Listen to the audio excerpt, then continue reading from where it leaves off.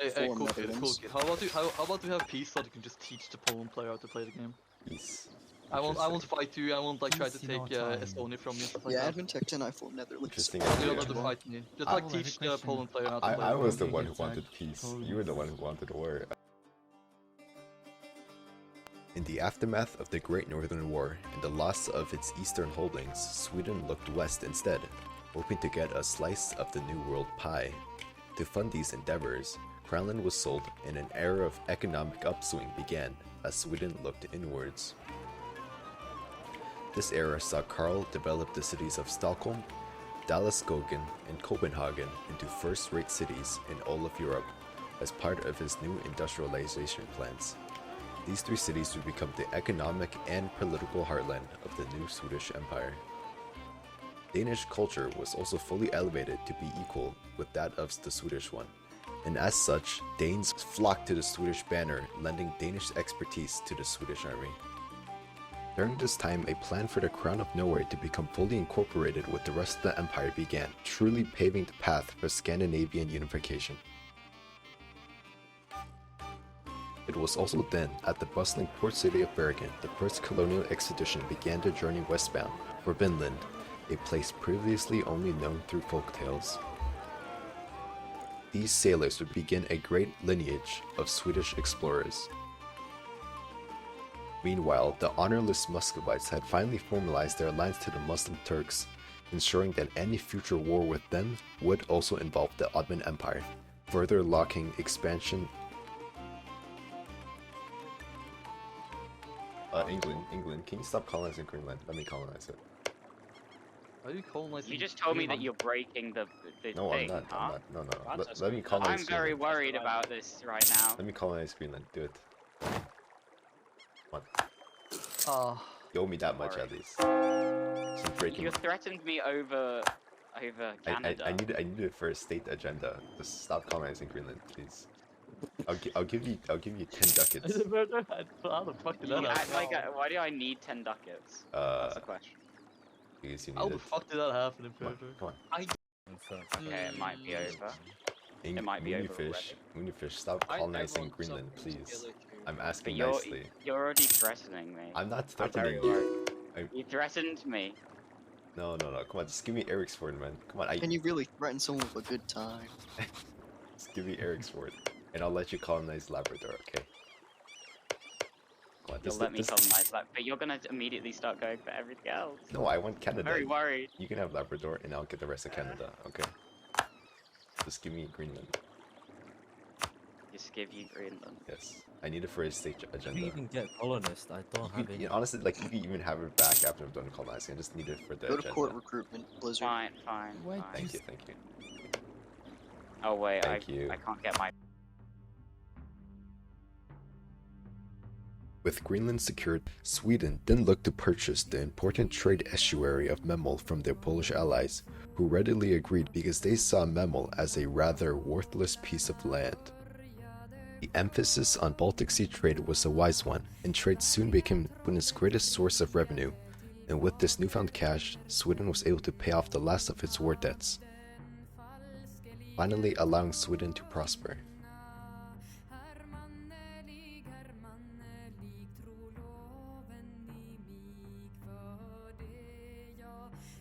The Crown at this time also undertook another expansion of its army, with the creation of an elite Marine Corps being their primary focus. The creation of these elite Marines would be spearheaded by the Swedish Navy and funded with the newfound trade money. These new troops will form the core of the Swedish main army.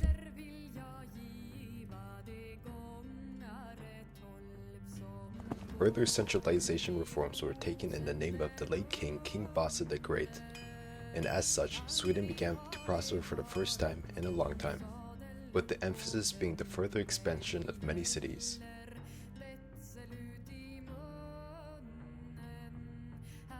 With Swedish colonial fever now at its high, young Swedes were eager to travel overseas in search of new opportunities.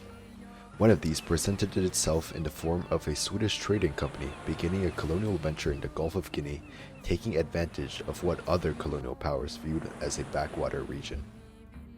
Any moment now. And this air is kind of mid. He's gone. natural selection. Done. I just got 3-3-2, guys, so I just eliminated him on the spot. After many years, Norway was at last integrated into the empire, and with it, a new economic revolution began, with the development of industrial workhouses springing up all across Scandinavia, replacing the independent craftsmen of old and generating immense wealth for the crown. These industrial workhouses established the cornerstone of the Swedish industrial era. Bro, how do you guys just have so much manpower? I have nothing. Oh. Because we are actually countries, not desert people. Wow! Slipped there, didn't it? Jeez. A centralized bank was also established to organize this newfound influx of cash, with local administrators being unable to handle the sheer volume of income now flooding into the crown.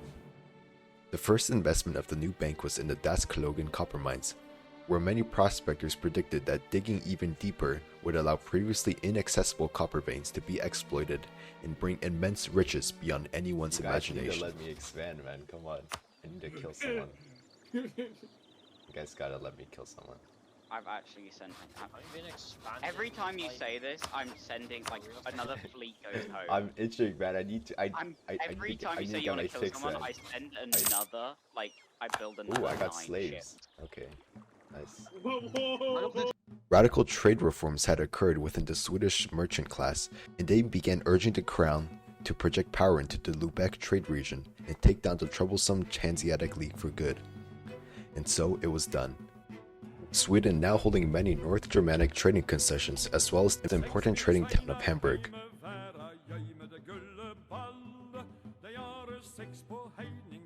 Meanwhile, the Guinea Company had expanded to a point where they were able to take down the nearby kingdom of Benin and her allies, now becoming the new uncontested power of West Africa. This unassuming colonial company had now risen to become one of the richest companies in all the world.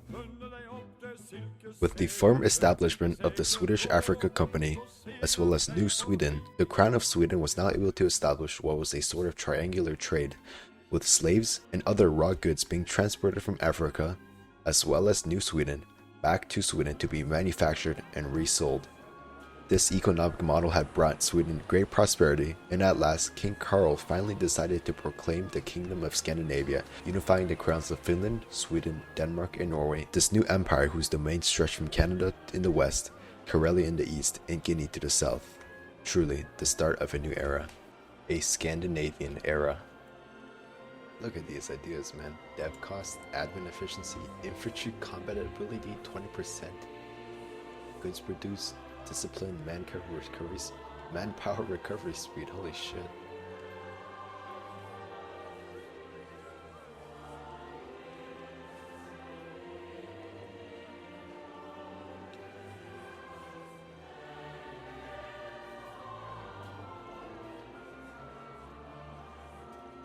Thanks to this new triangular trade, Scandinavia was now able to begin its economic golden age, further expanding the Swedish metropolises. I'm about to be in a big dev cycle.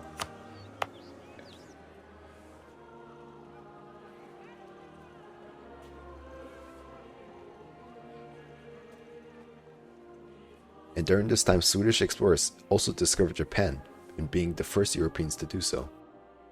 Terrible, wasn't that bad, you know? No, like I said, it just wasn't good. What? Go down. Go down to where? I don't know. What? What do you want? So, do you want to be enemies? Or do you want to be friends? No, why would I want to be enemies with you? We need to fucking kill the Ottomans, man. Like, they're just gonna scale into infinity. That's what I'm here to control. Yeah, we need to find Poland, Austria, and me, and then we're gonna need to fucking kill Muscovy and Ottomans, man. With Scandinavia bustling, King Carl was invited into an anti-Ottoman league, which included Scandinavia, Poland, and Austria, who seek to stop the Ottoman Turks and the Muscovites, who now expanded uncontested, and if they were allowed to grow at this rate, they would become too strong, and now nations would be at their mercy. And so, to ensure peace, Scandinavia sharpened its swords and made ready for war. The Swedish army grew in size threefold, and the men marched to the eastern frontier, with the new Scandinavian empire crowning itself a champion of the Catholic faith, marching against the heathens and the heretics. Karl now fathered a son, securing the political situation back home. Okay, let's go. You guys ready, right? Okay, Sure, yeah. The initial stages of the war went well for the coalition forces, with the Polish and Austrian forces pushing the Turks out of Wallachia, Moldavia, and Transylvania, and managing to secure a overwhelming defensive advantage. And the Swedish army marched against Novgorod, the place where they were repelled many a times before, and this time they did not lose. The Ottoman and Muscovites were caught out of position and unready. The Russians were unable to stop the Scandinavian forces from seizing two vital fortresses, both on the road to Moscow.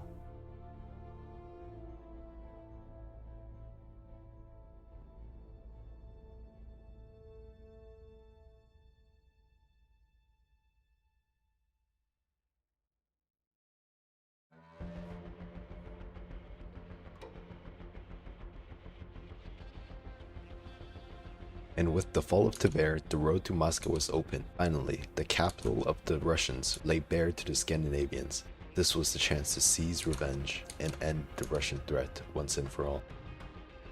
And on Moscow, the Russians began their counterattack. The main Swedish army, elite marines and infantry, led by the king himself, fought a vicious battle on the outskirts of Moscow.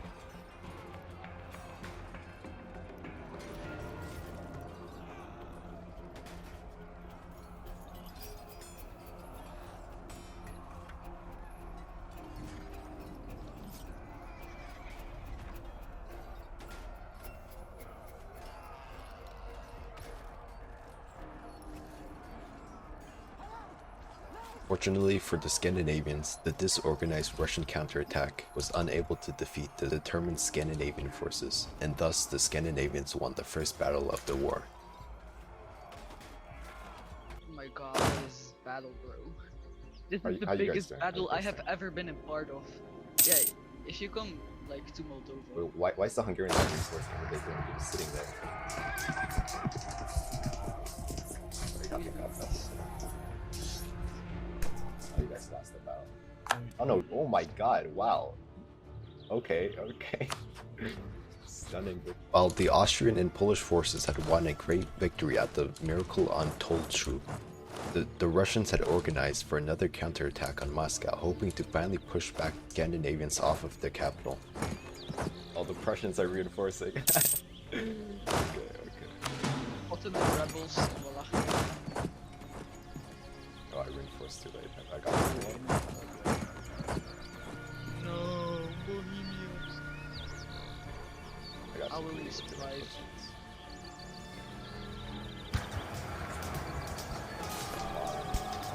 I rolled a 0, come on.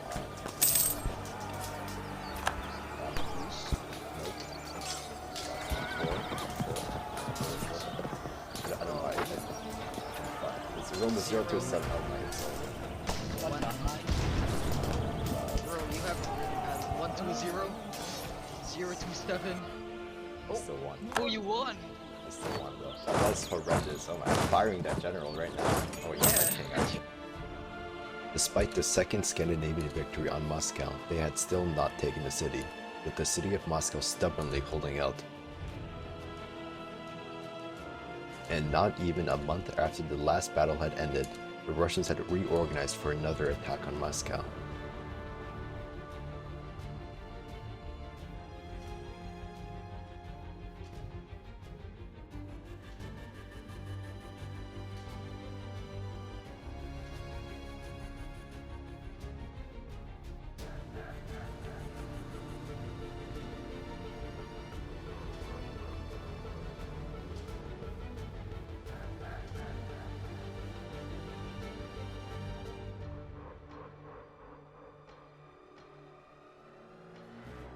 And just as reinforcements were about to arrive into battle, the commander had decided at the last moment to retreat.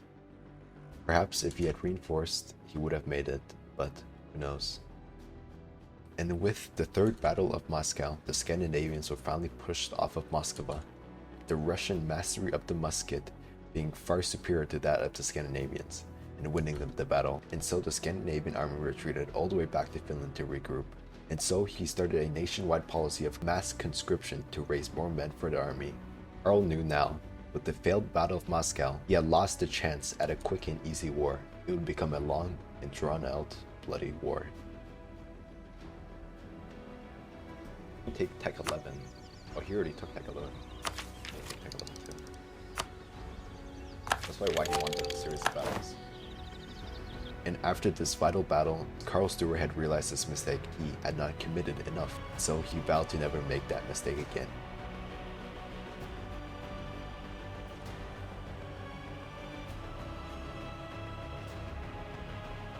Scandinavians once again marched on Tver, hoping to reopen the road to Moscow and force the Russians to terms.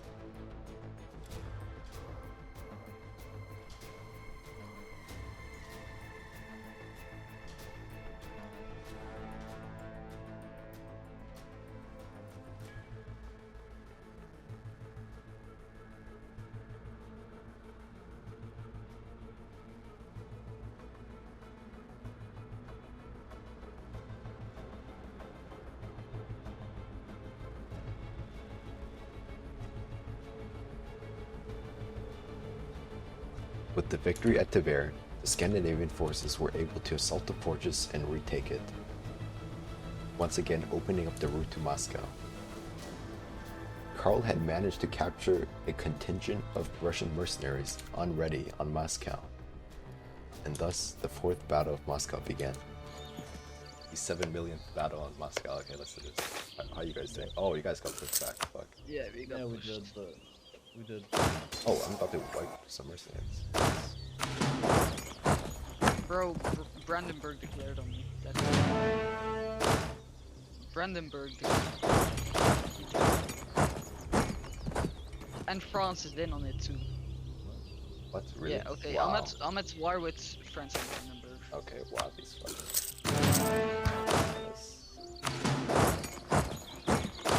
Wow, like, that's so crazy. What do I even do now, bro? It's fucking pussies, man. Oh my I'm God. done for, bro. It's over. You got peace out with France. So. It's fucking pussies, man. Fucking Ottomans in Russia, and like they need to call them France. Seriously. Despite the stunning victory on Moscow, where the Scandinavian forces had inflicted double casualties on the Russians, now the coalition was in dire straits.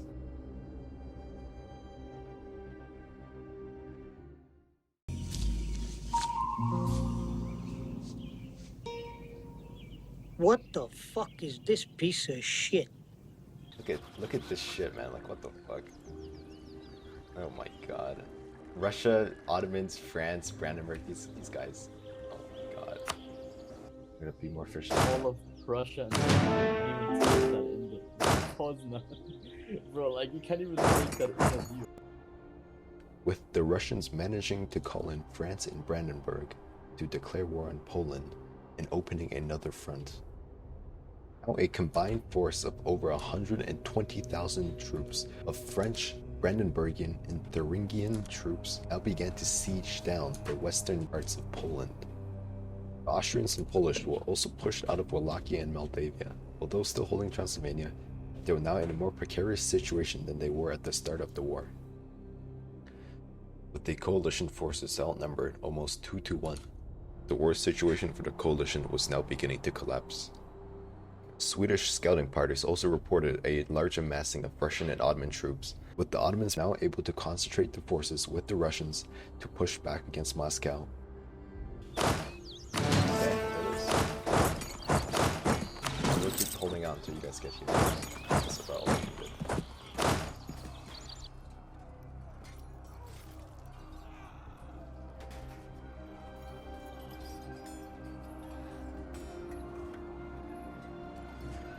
guys need to get her faster, man. I'm not gonna hold on to her much longer.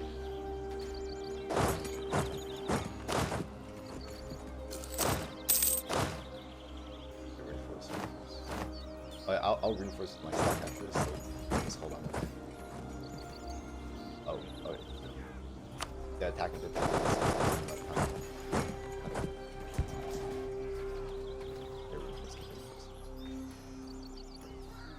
Oh my goodness. The Scandinavian lines broke after long protracted fighting to the Russians, and the Battle of Moscow was lost once again. The Austrian reinforcements had arrived just a day too late, and now, instead of reinforcing the battles, the Austrians had now found themselves outnumbered and outmaneuvered by the Ottoman Russian forces. Oh my goodness, you guys actually might win Moscow, holy shit. Oh my god. What the fuck? Why is it was close. We won the secondary battle? Nice. I think we might kill this. This time, there was no miracle to save the Austrian troops, and they were once again repelled from the 6th Battle of Moscow. What's going on? Ultimates in Russia. Typical Poland gameplay, you know. Yeah man, you know Just take everything. Why are you falenting for this, man? you guys are a bunch of fucking pussies, man. Oh my god. Oh, Guys think- Poland, Austria, and Poland and you. It's the Ottomans, man. We were losing even with just these two people. We're losing against fucking Ottomans in Russia without France and fucking I have to ruin my own Brandenburg, economy man. for this shit.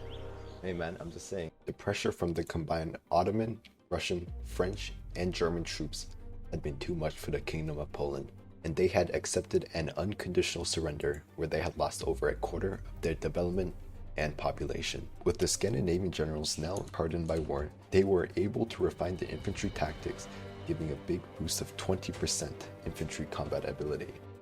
Retreating Scandinavian forces from the Battle of Moscow had been caught outpositioned on Rezev, and the Ottoman troops had managed to catch them off guard, and thus began one of the biggest battles of the war.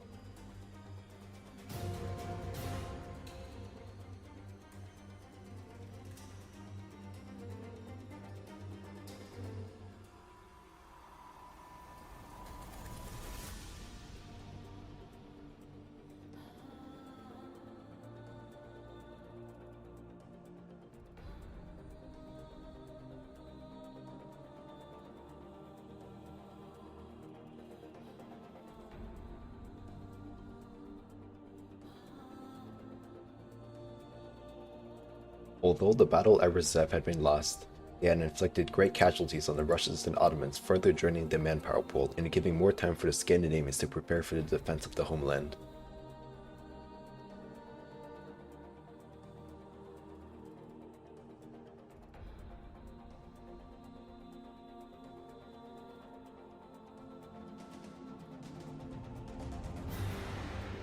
And meanwhile, while the Scandinavians were distracted in the east, the English had seized this opportunity and waged a colonial war in the west, sealing majority of New Sweden's land.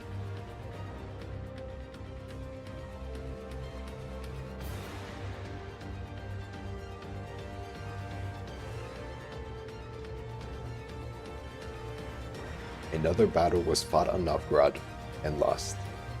The battered Scandinavian troops who had retreated all the way from Moscow now fought again on Neva. This would be the decisive battle.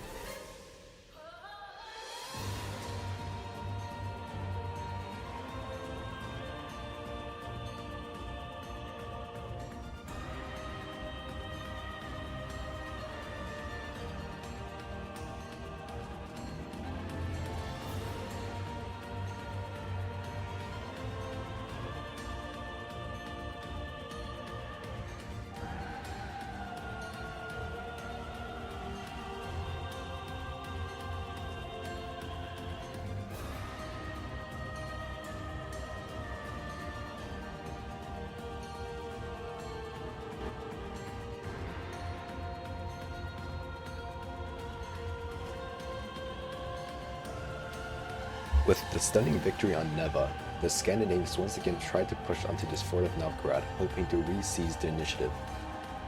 But there they were pushed back again.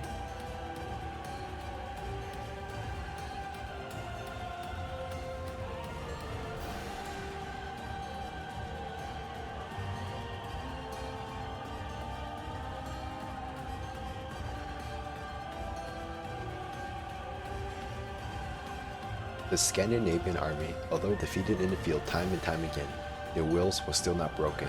They stood at Neva, defending against the horde of incoming Ottoman Turks and Russians. And there they would guard the entranceway to Scandinavia. If they did not hold here, the route to Scandinavia would have been laid bare. And so here, with King Karl at the head of their army, they made their stand, their last stand. During the chaos of the battle, as the Russians were about to break through the Scandinavian center, he rallied his men for one last counterattack as he shouted, "Today we shall forge our legend with steel and blood."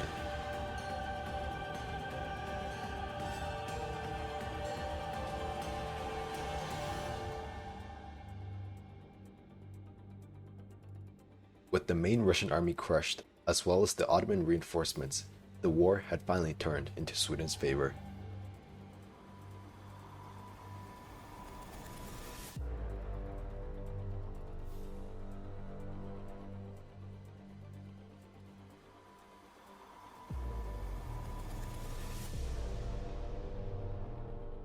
The Second Great Northern War was not over yet.